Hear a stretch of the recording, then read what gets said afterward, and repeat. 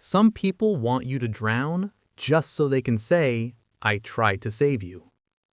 Let that sit for a second, because the most dangerous people in your life are rarely the obvious enemies. They're the familiar voices, the saved contacts, the ones you call when your hands are shaking and your world is burning. And that's the problem. If you keep calling the wrong people, you're not getting help.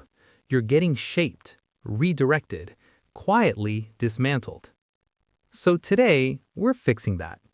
Because support isn't about who answers the phone. It's about what happens to you after the call ends. Let's talk about the people you should never call when your life starts falling apart.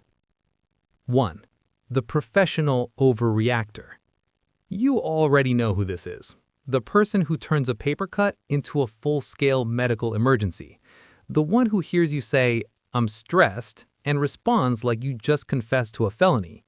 You call them hoping to calm down, they call you back to panic harder. You say, I'm overwhelmed. They say, oh my God, this is serious. No, it's not serious yet, but now it is because you involve them. These people don't reduce chaos, they amplify it. They don't listen to understand, they listen to react. Every problem becomes louder in their presence. Every situation feels heavier. Every decision feels more dangerous. They don't help you think, they hijack your nervous system. Psychologically, this type feeds on intensity. Your crisis becomes fuel for their emotional performance. They feel important when things are dramatic. They feel useful when they're panicking for you. But here's the truth. In a crisis, you don't need volume. You need clarity. Calling an overreactor is like trying to extinguish a fire by throwing gasoline on it while screaming instructions. They don't stabilize situations, they destabilize you. And when your emotions are already fragile, that's not support. That's sabotage through noise. 2. The one-upper. These people are allergic to letting you suffer in peace. You call and say, I'm going through something. They respond with, oh yeah, that's nothing. And just like that, your pain gets downgraded to a warm-up act for their suffering. You're tired, they're exhausted. You're broke, they're bankrupt. Your heart hurts, their entire nervous system has collapsed. Suddenly, your moment isn't yours anymore. It's been stolen, redirected, competed with. These people don't know how to sit with someone else's vulnerability because their identity depends on being the most damaged person in the room. Pain to them is currency. They don't comfort, they compare. And when you're already drowning, the last thing you need is someone telling you how much deeper they sank once. They don't listen, they wait for their turn. They don't support, they overshadow. You hang up feeling guilty for even calling, like you wasted their time by existing. And that's the damage. A person who can't let you be vulnerable will never be able to help you heal. 3. The vanisher. This one hurts differently because they swear they're always there for you until you actually need them. These are the people who love you when life is light, when conversations are funny, when nothing is urgent. But the moment things get heavy, they disappear. Messages go unanswered, calls go to voicemail, days pass. They're busy, they're overwhelmed, they're dealing with stuff. Meanwhile, they've posted 12 stories, liked your photo, and watched your pain silently from a distance.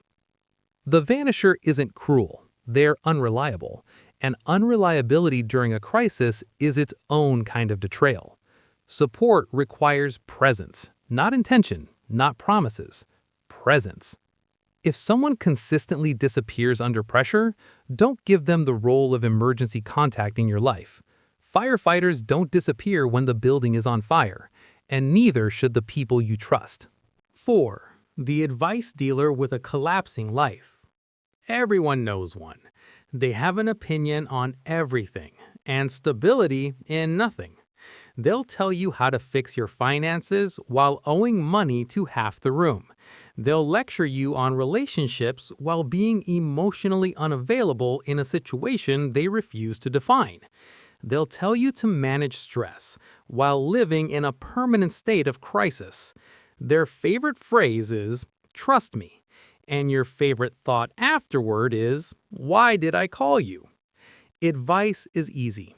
Accountability is rare. These people don't guide, they talk. They confuse confidence with competence, volume with wisdom. Calling them in a crisis is like asking someone who's already lost for directions. When you're falling apart, you don't need ideas. You need grounding. You need someone whose own life isn't being held together by denial and duct tape, because chaos cannot lead you out of chaos. 5. The secret hater. This one is the most dangerous one because they smile. They encourage you, they hype you up, they say the right things publicly, but privately, they don't want you to grow. They don't want you to leave survival mode because your healing threatens their position. Your progress reminds them of their stagnation. Your potential exposes their comfort. So when you call them for help, they give advice that keeps you stuck. When you call them for comfort, they subtly blame you. When you call them for clarity, they plant doubt. Not aggressively, quietly. This isn't support. It's sabotage wrapped in familiarity. These are the people who will hold the ladder while you climb, then loosen their grip once you're high enough to fall. Cut them off, because a person who benefits from your weakness will never help you become strong. Here's the truth most people never confront. Who you call in your worst moments reveals who's shaping your future. Some people calm you. Some people drain you.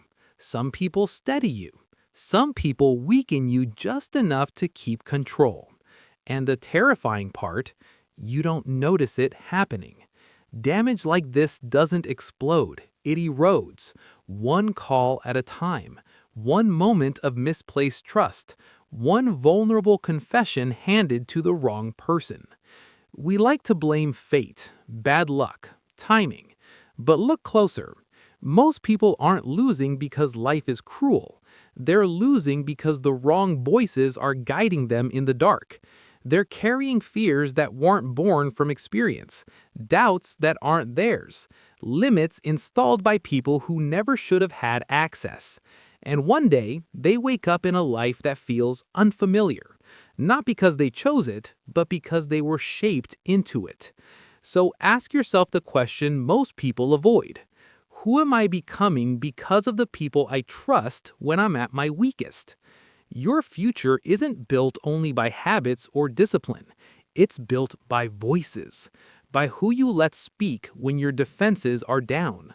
If the wrong people are holding you together, you're not being supported, you're being molded.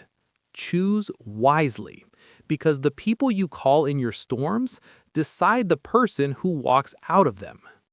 The comment of the day reads, "Most of our suffering comes from what we keep tolerating.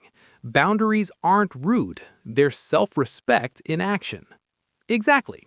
Boundaries aren't cruelty, they're clarity. They're choosing stability over familiarity, peace over noise, truth over comfort. And once you stop calling people who secretly want you to fail, your life doesn't just improve, it finally belongs to you.